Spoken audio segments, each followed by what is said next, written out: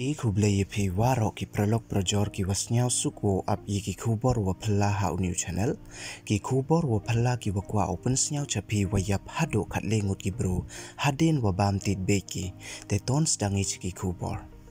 ha iwi ni ijio wasnyao si iwa manle ijio wasnyao pala iwa da jia hajalla asam hei wada em hado katle ngut ki bro ki wada yap haki ars ngi wada dep hadien wa bam tit beki haki so district ka upper asam da ong da u superintendent ka Assam Medical College and Hospital u Dr. Prasanta Dihinga nin kasgi uti u Dr. da pentip ule wawaro kiti ki wayap da yap ki ha Assam Medical College and Hospital hei por wadang em ki hapo isumar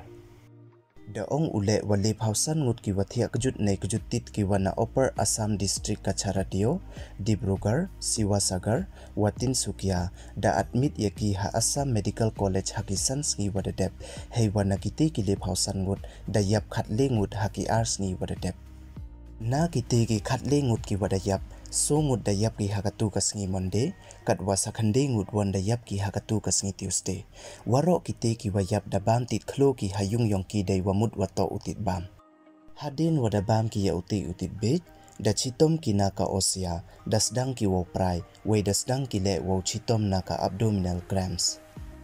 na kite ki wayap nyau ngut wakan thup ye ikhna to ki wana sonari area ka charai dio district weisan ngut wan to ki wana Dibrugarh district weisa uwi wan uwayap to wana Siwa Sagar district bon ki wayap to ki wana ka Tea Garden community Nailiang u Dr. Dihingia da ong uwaman usnem da to kujut ki bro hadin wa bam tit beki hei wada thaba na mo da bakla ki dei wamut wa to utit wa hoi ubam we yakam ki ki jai tit to ki wa mi chapoklo